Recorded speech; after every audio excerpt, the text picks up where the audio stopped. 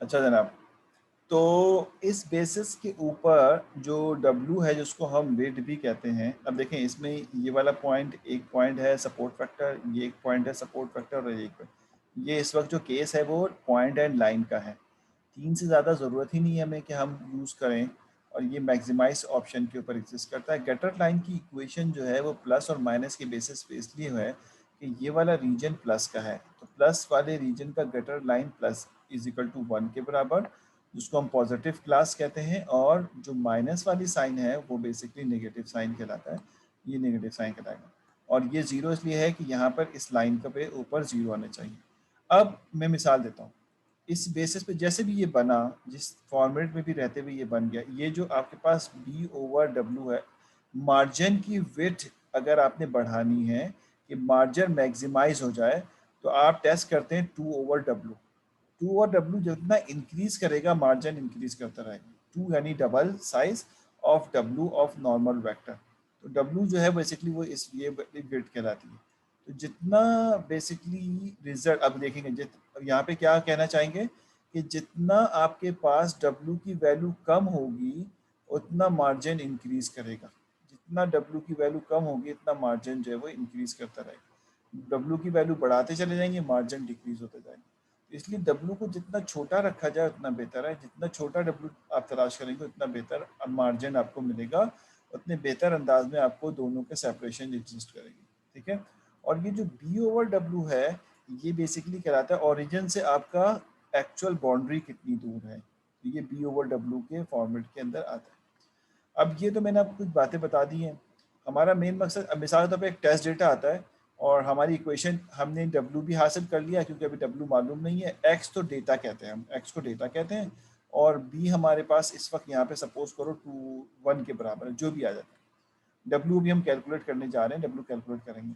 एक test data अगर हमारे पास आता है मिसाल के तौर पे 1 और 0, और इसके बारे में आपसे पूछा जाता है कि बताओ ये कहाँ लाई करेगा, तो आप इस वैल्यू को उठा के सिंपली इस इक्वेशन में रख देते हैं, इक्वेशन को सॉल्व करते हैं। अगर इसका रिजल्ट ग्रेटर देन 1 आता है, यानी 1 से बड़ा आता है, तो आप कह देते हैं 1 से बड़ा आने का मतलब ये आप कह देते हैं कि ये पॉजिटिव साइड के ऊपर होगा, और अगर 1 से छोटा आ जाता है, छोटी वैल्यू आ जाती है, तो आप कहेंगे नेगेटिव साइड की तरफ होगा। यानी ये 1 से छोटा आने का मतलब है ये नेगेटिव यानी जीरो वाला पार्ट है हमारे डिसीजन के हिसाब से, और 1 से बड़ा आ जाए तो ये पहला वाला। तो ये इक्वेशन इज़ वेरी इंपॉर्टेंट, और इस इक्वेशन को निकालने के लिए इनके वेरिएबल्स बहुत इंपॉर्टेंट है जो हम यहाँ पे देख रहे हैं।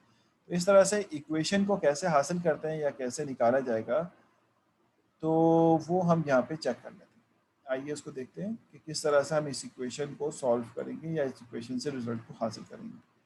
तो मैंने इसमें कोई सवाल है तो पूछ लेना। सपोर्ट यहाँ पे लिखा हुआ भी, support vector machine are maximize the margin classifier which means they find the hyperplane that has the largest perpendicular distance between the hyperplane and the closest sample on the each side. The closest sample on either side are the support vector. दोनों side के ऊपर जो points हैं उसको हम support vector कहते हैं।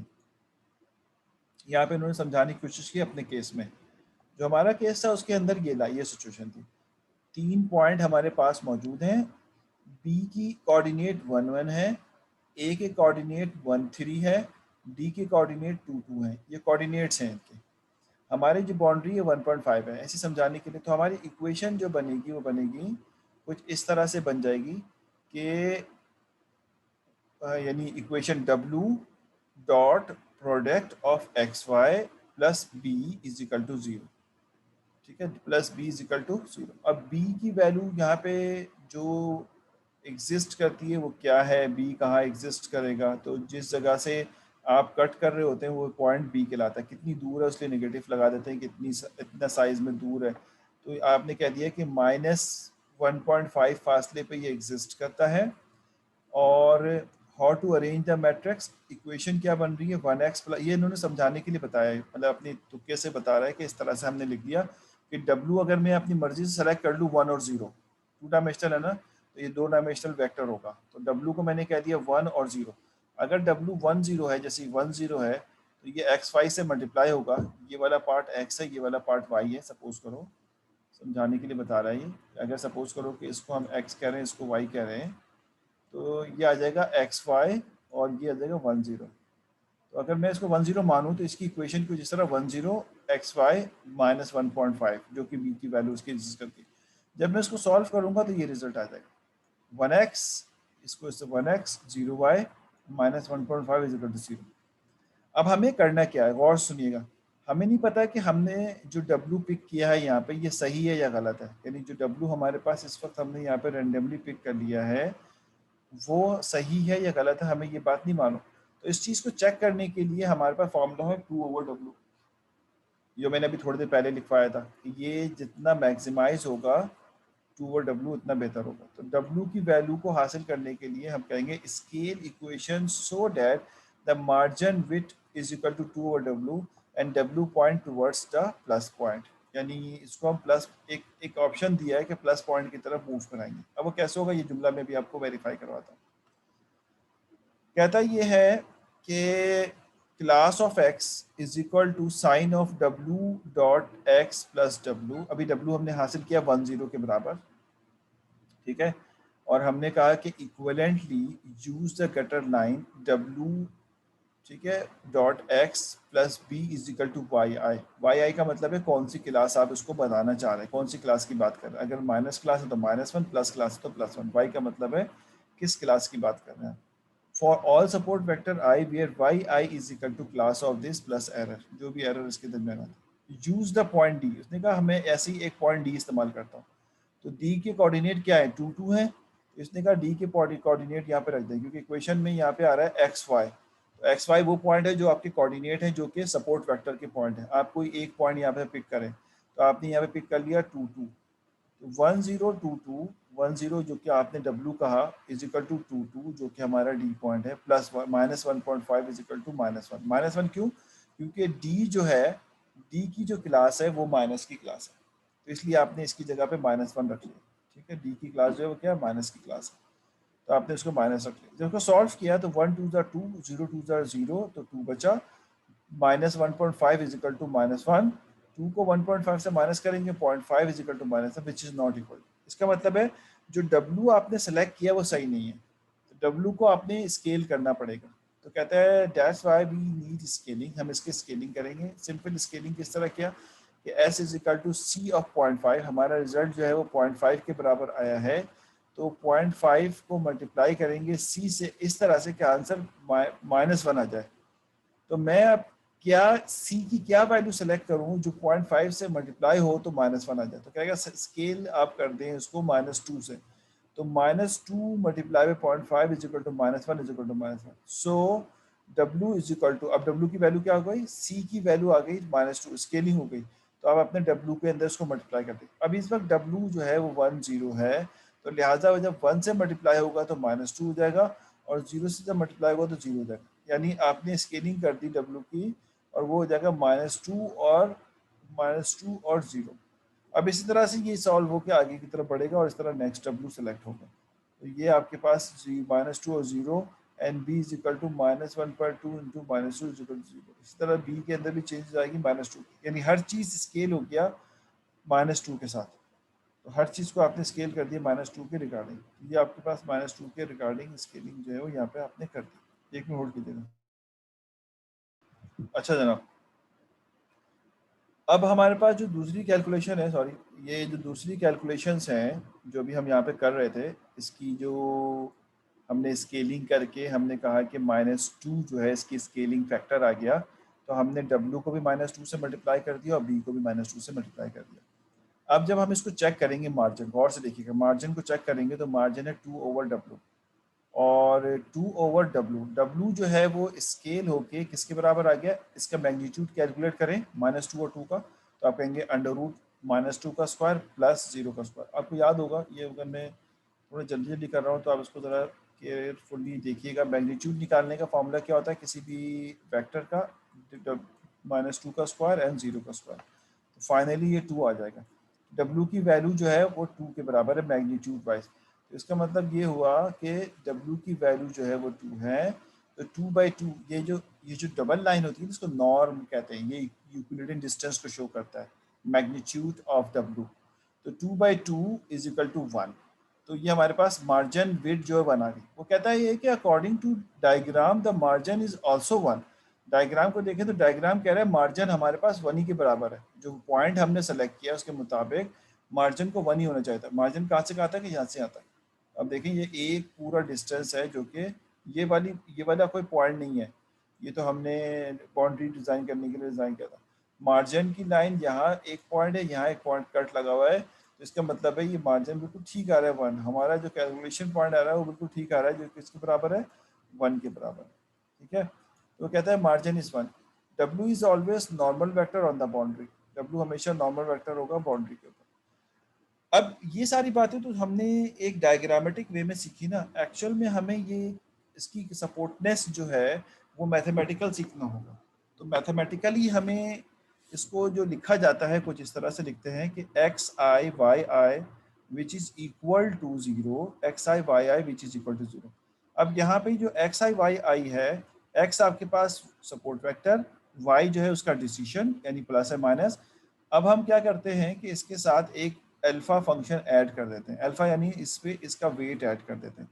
तो हम कहते हैं सम ऑफ सपोर्ट वेक्टर्स आए, और हर सपोर्ट वेक्टर का अपना एक बेसिकली अल्फा वैल्यू होगी which is equal to zero. और ये इक्विवेलेंट होगा, ये फॉर्मूला इक्विवेलेंट होगा positive values and negative values, क्योंकि दोनों का गटर लाइन जो है वो मार्जिन मिड में ही आता है इसका। तो दोनों की वैल्यू जो है सेम होगी, इधर से इसका समीशन सेम आना चाहिए। तो इस वजह से इसको इक्वल इन्होंने यहाँ पर लिखा है। अब वो कहता है कि इन आवर केस, अब ये अल्फा जो है ये मैं आपको समझा देता हूँ कि ये इसका वेट है जो हर सपोर्ट वेक्टर को प्रोवाइड किया जाएगा। ये अल्फा आई है, और यही निकालना हमारा state of the art method है कि हम किसको किस तरह से सॉल्व करेंगे। तो ये यहाँ पे बताता ही है, और से देखिए इक्वेशन नंबर, इसमें इक्वेशन फॉर्म करके बता रहा है कि alpha I Y I X I which is equal to W. यानी जो इक्वेशन हमारी लिखी हुई थी ना सिंपल, उसने इसको सिंपल फॉर्मेट में लिख के दे दिया कि डब्लू को निकालने के लिए जो डब्लू मिसिंग था, W X plus B which is equal to 0.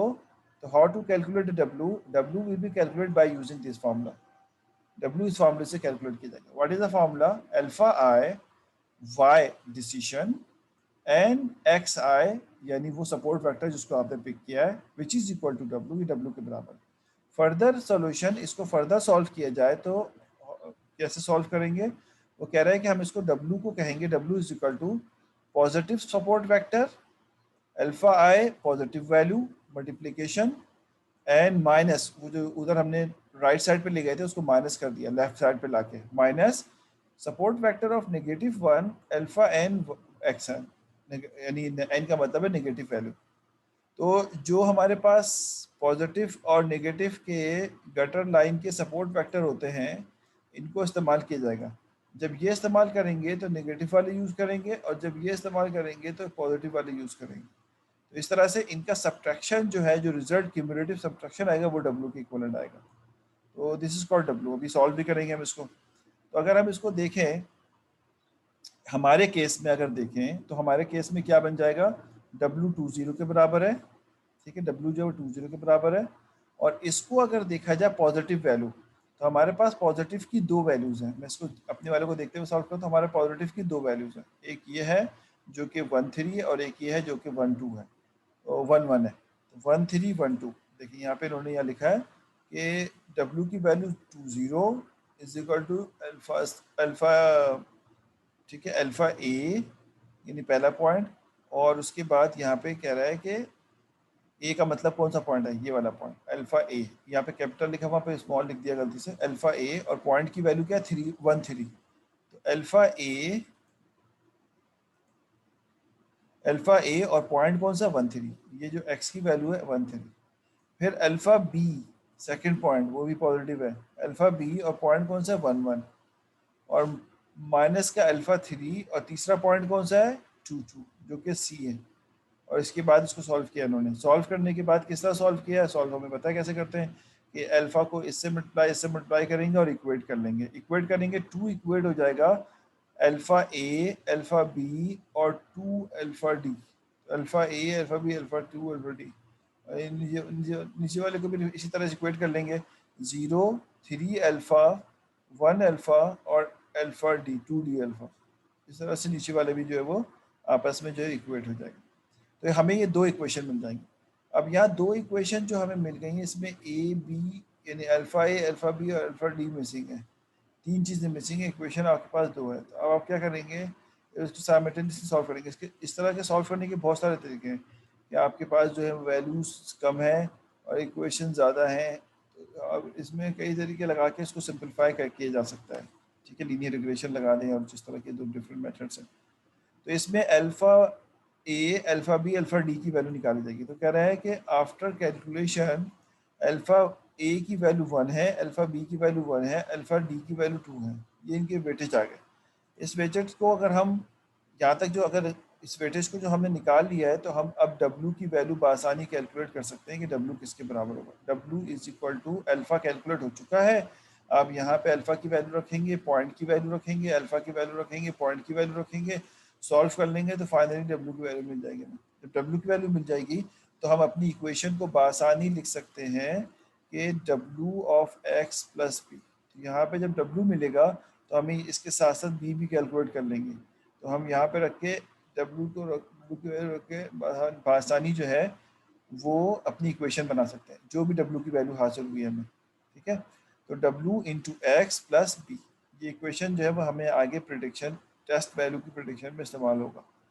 तो ये W निकालने का प्रोसीजर, वो कहता है कि the calculation that data is linearly separable but not always if data is not linearly separable. Linearly separable का मतलब क्या है, जो कि मैंने थोड़ी देर पहले आपको बताया था। डेटा कुछ इस तरह से है कि आपका डेटा दो अलग अलग पोर्शन के अंदर जो एग्जिस्ट करता है, एक यहाँ पर एक यहाँ पर है। इस तरह तो आप एक लाइन बआसानी बना सकते हैं। लेकिन अगर डेटा लीनियरली सेपरेबल नहीं है तो फिर आप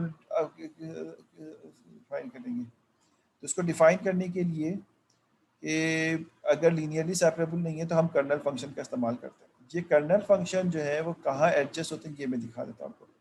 कि ये जो लिखा हुआ है ना, class W is equal to W dot X plus B. Sign, sign का मतलब है कि अगर आप इसको सॉल्व करें पॉजिटिव आ जाए तो पॉजिटिव क्लास में आप बयान कर दें, अगर इसकी मल्टीप्लिकेशन नेगेटिव आ जाए तो आप उसको नेगेटिव क्लास में डिफाइन कर दें। ये टेस्ट रिजल्ट है, लेकिन अगर आपको उसके लिए W का पता होना ज़रूरी है।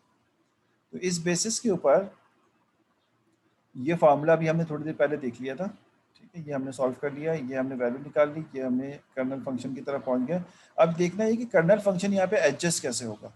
तो कर्नल फंक्शन को एडजस्ट करने के लिए उन्होंने यहाँ पे बताया है कि क्लास साइन, जो ये इन्होंने यहाँ लिखा है क्लास साइन, जो हमारा लीनियर फंक्शन नॉर्मली होता है, कर्नल कैसे लिखे जाते हैं, कर्नल लिखने के लिए हम उसको कर्नल का इस्तेमाल करते हैं। वो कह रहा है नॉर्मली हम इस तरह लिखते हैं, साइन ऑफ अल्फा, यानी जो इक्वेशन है उस इक्वेशन को नॉर्मली हम इस फॉर्मेट में लिखते हैं, जो फॉर्मेट यहाँ दिया हुआ है, साइन ऑफ ए वाई, और यहाँ पे जो x मल्टीप्लाई हो रहा था, इस x को बेसिकली हम कर्नल फंक्शन से मल्टीप्लाई कर देंगे, यानी ट्रांसफॉर्म कर देंगे। मल्टीप्लिकेशन जो होती है वो ट्रांसफॉर्मेशन कहलाती है, यानी x is a data, data को हम हायर डायमेंशन में ले जाएंगे अगर कोई नॉन पॉलिनोमियल रिलेशनशिप बना हुआ है तो इसलिए वो डेटा को बाज़ाहिर आपको उठा के हायर डायमेंशन में उठा के रख देगा।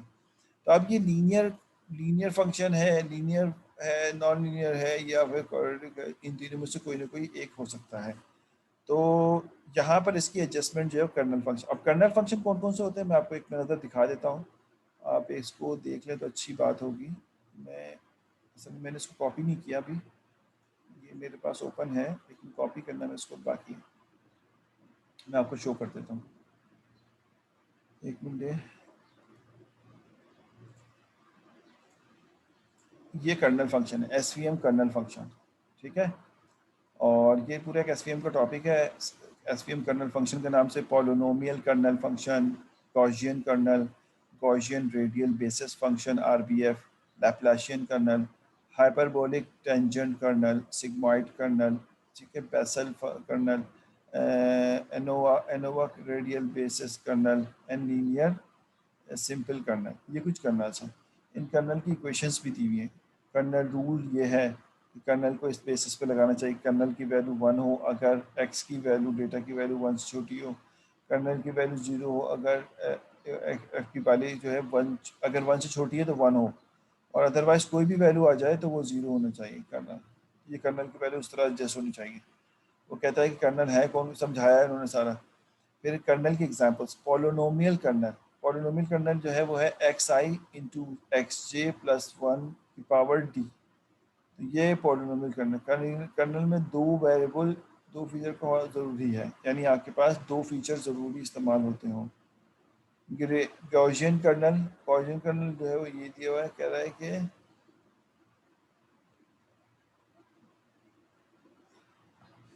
वो क्या ये रहा है कि गॉसियन कर्नल में कि x माइनस यानी it it is general purpose kernel use when there is no prior knowledge about the data. आपको पता ही नहीं डेटा कैसा है, तो आप नॉर्मली गॉसियन कर्नल यूज कर सकते हैं। Gaussian Gaussian radial basis function RBF, it is general purpose kernel used when there is no period information about the data। Data की जब period information ना हो तो आप ये इस्तेमाल करते हैं, एंड सो ऑन। ये सारे कर्नल इस्तेमाल होते हैं। नॉर्मली हम जो अपने कोड में यूज़ करते हैं वो पॉलिनोमियल, लीनियर और आरबीएफ, ये तीन किस्म के कर्नल को हम इस्तेमाल कर रहे होते हैं, जो हमारे लिए इनफ होता है जिससे अपने एसवीएम को रन करते हैं। तो ये कुछ कर्नल्स हैं जिसको हम ये भी नहीं पढ़ने जा रहे कि ये कर्नल्स काम कैसे करते हैं या वर्क कैसे करते हैं। तो these are the kernels. Sorry, दोबारा से वही शेयर हो गया मेरे ख्याल में। हम्म। तो जो कर्नल फंक्शन होगा वो बेसिकली जो भी कर्नल आप सेट करेंगे वो आपके एक्स से मल्टीप्लाई हो जाएगा। तो इससे क्या होगा कि आप हायर डायमेंशन में मूव कर जाएंगे। इन्होंने यहाँ पे एक एग्जांपल सॉल्व की है, वो देख लीजिए आप कि एल्फ डब्लू का निकालना सबसे इंपॉर्टेंट है। डब्लू जो है वो अल्फा के बगैर निकलेगा नहीं, तो उस बेसिस पे इन्होंने यहाँ पे अल्फा निकालने का मेथड सिखाया आपको। तो कहता ये है कि ये 3 पॉइंट हमारे पास जो है वो लेबल, 4 पॉइंट लेबल हुए, 3 1 3 minus 1 6 1 and 6 minus 1, and other negative point जो है वो ये वाले हैं 1 0 0 1 0 1 माइनस 1 0। ये पॉजिटिव वैल्यूज़ हैं, ये नेगेटिव वैल्यूज़ हैं जो दूसरी दी हुई। तो पॉजिटिव और नेगेटिव वैल्यूज़ के बेसिस पे जब आपने इसको सॉल्व किया तो ये आपने इसको ड्रॉ करके यहाँ पे शो कर दिया। ये पॉजिटिव वैल्यू जो है वो ये ब्लू वाली है और नेगेटिव वैल्यू जो है ये रेड वाली। इस तरह से आपने इसके बाद इसमें से सपोर्ट फैक्टर ढूंढ लिए। अब हमने तो मैनुअली ढूंढा है सपोर्ट फैक्टर। आप बताइए कौन सा हो सकते हैं सपोर्ट फैक्टर, यहाँ पे कोई एक स्टूडेंट बता दे।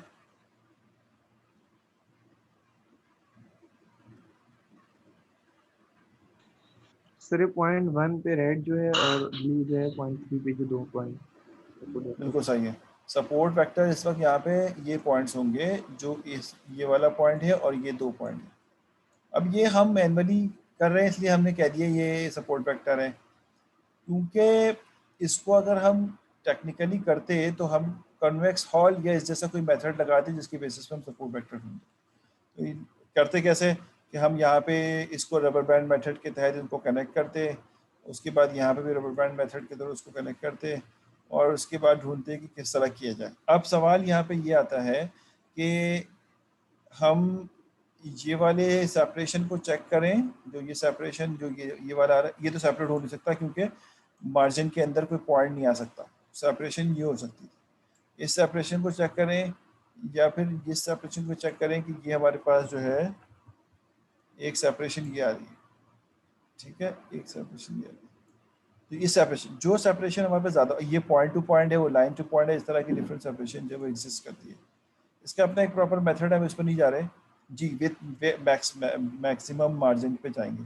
तो अब वो हम ढूंढ रहे हैं, कह रहे हैं इस वक्त सपोर्ट फैक्टर ये है 1 0 3 1 और माइनस 3 माइनस 1, ये सपोर्ट फैक्टर देखिए। जैसे अभी इन्होंने बताया स्टूडेंट ने कि ये 1 0 और 3 1 और 3 माइनस 1, ये तीन वेक्टर हमारे पास सपोर्ट वेक्टर, जिसमें से दो पॉजिटिव के हैं एक नेगेटिव के। अगर मैं गटर लाइन ड्रॉ करूं तो लाइन पॉइंट का रिलेशनशिप बनेगा गटर लाइन का। ये एक लाइन हो जाएगी और ये एक लाइन हो जाएगी। ये दो लाइनें हमारे पास, जो इनके बीच की लाइन जो है वो हमारे पास सपोर्ट बाउंड्री वैल्यू से है वो कहलाएगी। जी जी बिल्कुल ऐसे। ये गटर लाइन होता है, ये मार्जिन कहलाता है, बाउंड्री वैल्यू ये कहलाती है, जिसकी बेस इसकी इक्वेशन है वो डब्ल्यू एक्स प्लस बी। ये डब्ल्यू मिलना ही बस कसर रहेगा। जैसे डब्ल्यू मिलेगा हम टेस्ट डेटा इसमें रख के टेस्ट कर सकते हैं कि ये इधर किस डायरेक्शन में जा रहा है, लेफ्ट पे जा रहा है या राइट पे। अगर ग्रेटर देन 1 है तो राइट पे, ग्रेटर लेस देन 1 है तो लेफ्ट पे। इस तरह से उसको हम चेक कर सकते हैं। तो बआसानी ये जो है चेक हो जाता है। उसके बाद ये हमारे पास कुछ पॉइंट्स हैं जो कि सपोर्ट वेक्टर के पॉइंट है। ये सपोर्ट वेक्टर के पॉइंट यहाँ पे एग्जिस्ट कर रहे हैं।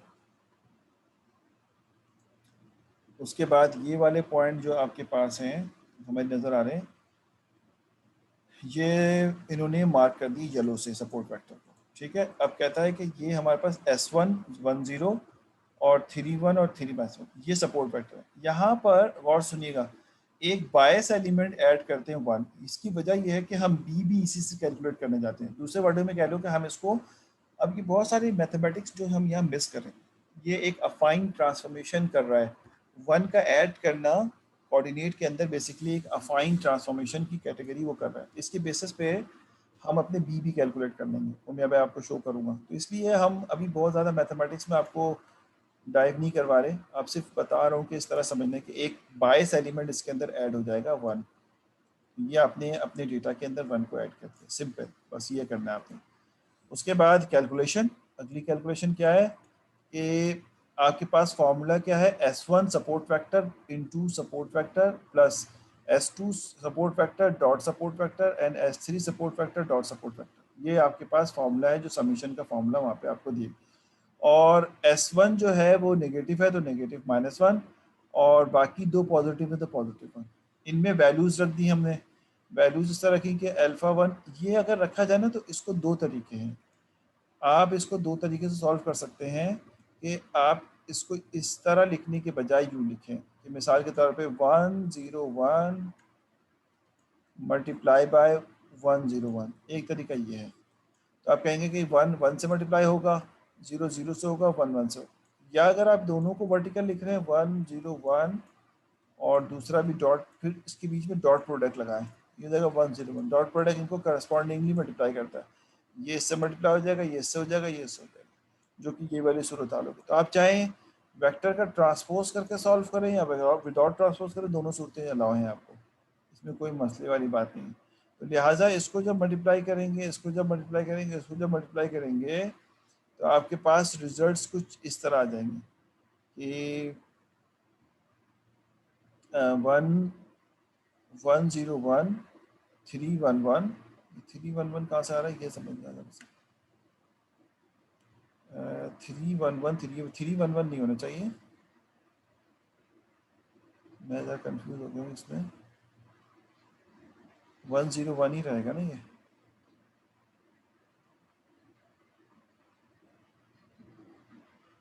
और दूसरे वाले में S2 है 3 1 1, तीसरे वाले में ये, अच्छा अच्छा सही है, ये सेकंड पॉइंट है, कैलकुलेशन नहीं है, सॉरी सॉरी।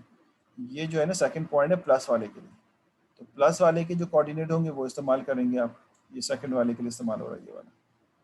तो अल्फ़ा वन S1 1 0 1 S2, और वो है 3 1 0 एंड सो ऑन। इसी तरह से तीसरी इक्वेशन के अगेंस्ट में जो वैल्यू है वो ये वाली रखी। जब इनको सॉल्व करेंगे तो करस्पॉन्डिंगली इनको मल्टीप्लाई कर दिया जाएगा, तो ये कांस्टेंट वैल्यू आ जाएंगे, क्योंकि डॉट प्रोडक्ट हमेशा एक वेक्टर वैल्यू के बजाय स्केलर क्वांटिटी देता है डॉट प्रोडक्ट।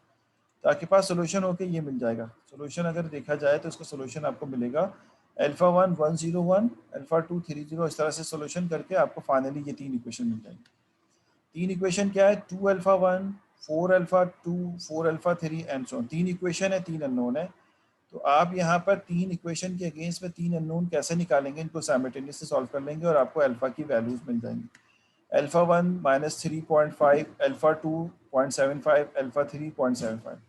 जब आप इसको इक्वेशन में रखेंगे, जो कि W की इक्वेशन है, α1 SI, α1 उसके करस्पॉन्डिंग SI की वैल्यू, तो आप कहेंगे पहला पॉइंट आपके पास -3.5 1 0 1, दूसरा पॉइंट अल्फा का 0.75, एस का 0.311 और तीसरा ये आ जाएगा। और फाइनली जब इसको सॉल्व करेंगे तो 101, तो W की वैल्यू आ जाएगी 101 के बराबर। जो W 101 आएगा, इसमें से एक बायस एलिमेंट है जो लास्ट वाला है, और ये W की वैल्यू। तो W आपके पास जो कैलकुलेट होके आया वो है 10, और जो B कैलकुलेट होके आ रहा है वो -2 के बराबर। तो अब अगर इस इक्वेशन को देखा जाए तो ये इक्वेशन बआसानी हमें सॉल्व होके मिल गई कि y which is equal to W which is equal to 10 X जो टेस्ट डेटा हमारे पास आएगा वो n-2। यहाँ पर आपके पास जो भी एक्स आता है वो आप लेके उसको सॉल्व करेंगे डॉट प्रोडक्ट से, मतलब 2 से माइनस करेंगे। अगर इसका रिजल्ट 0 से बड़ा है तो पॉजिटिव, और अगर रिजल्ट 0 से छोटा है तो नेगेटिव। 0 से छोटा है तो नेगेटिव रिजल्ट आप दे देंगे। This is called basically classification technique. तो ये वो डब्ल्यू, अगर मैं लाइन की बात करूँ, लाइन कैसे ड्रॉ करेंगे, तो लाइन इसकी सेपरेशन लाइन ये वाली लाइन आ जाएगी।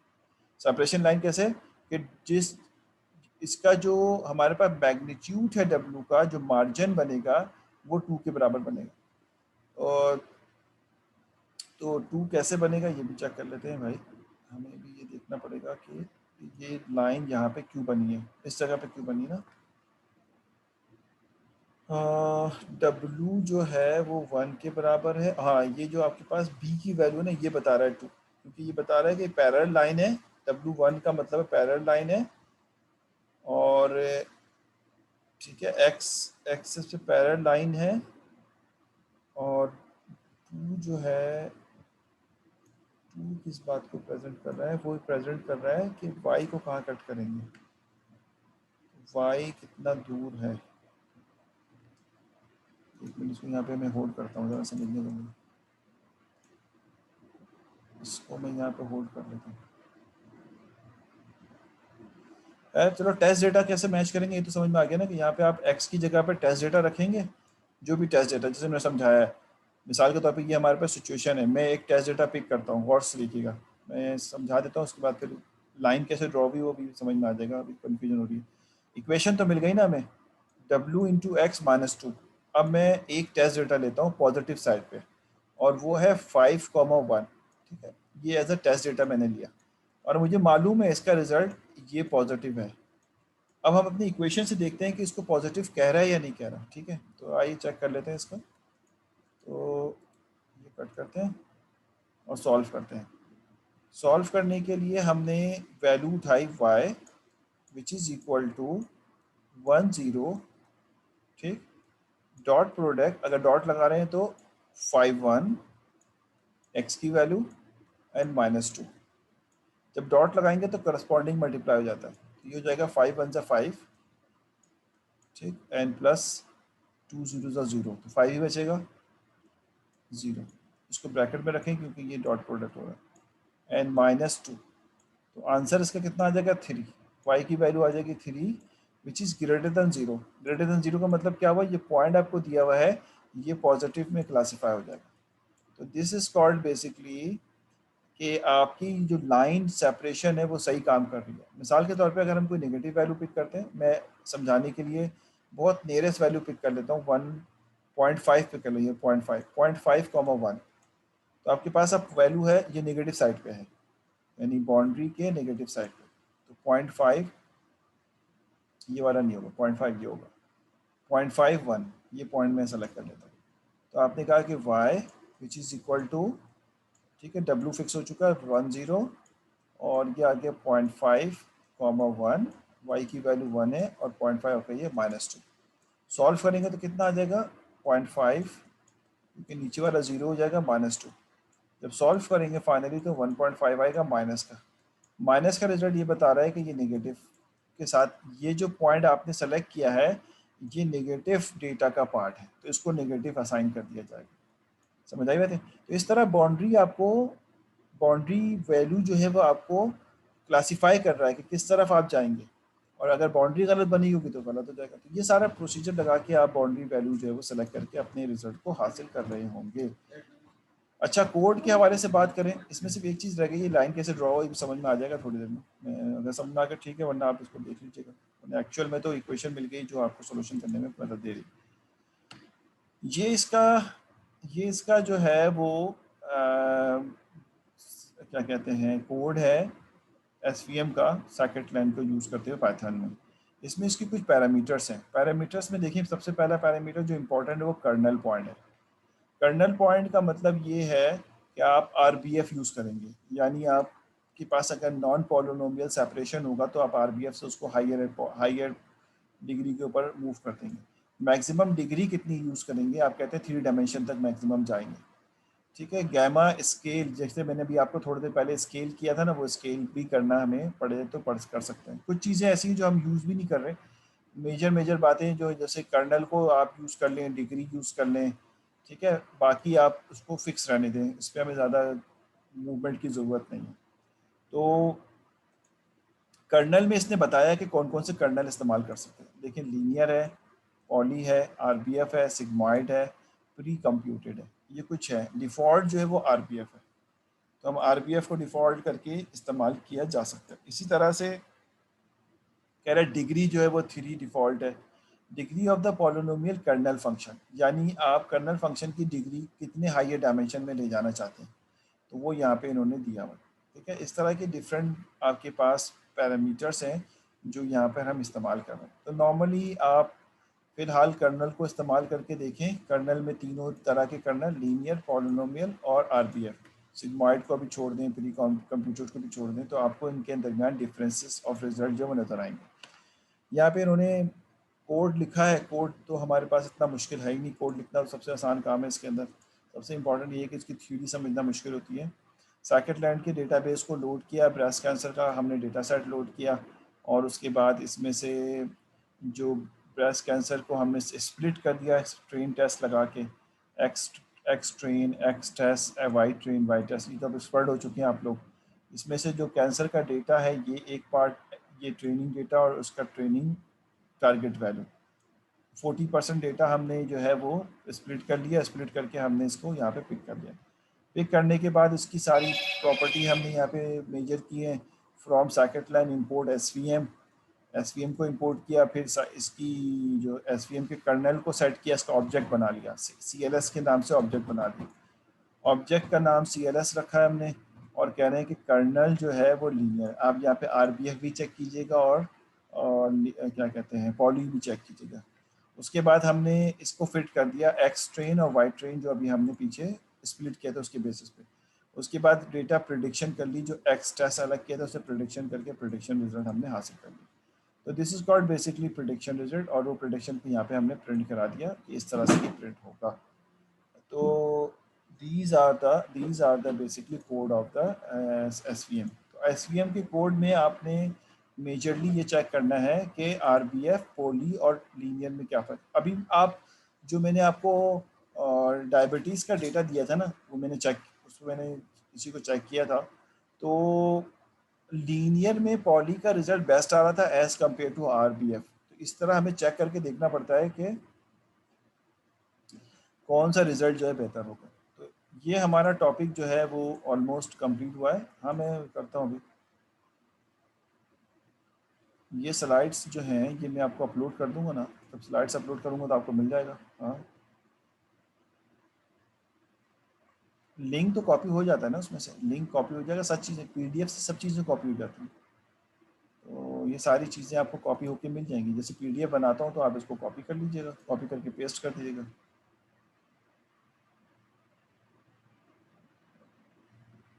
ठीक है, फिर भी मैं अभी आपको ग्रुप में शेयर कर देता हूँ। ये मैं कोई मेरी कोई मलकियत थोड़ी है, आपको मैं ये डेटा, सॉरी, मालूम सर। ये मैं ऐसा नहीं, एक मिनट, शायद ऐसा जी नहीं जी बोल रहा सर। था मैं, चैट में इसको कॉपी कर देता हूँ ताकि आपको मसला ना आए। ये आप कॉपी कर लें पहला, ये साइकिल फैन की लाइब्रेरी, और एक मैंने और भी लिंक दिया था, पर था एस में जब मैं कर रहा था।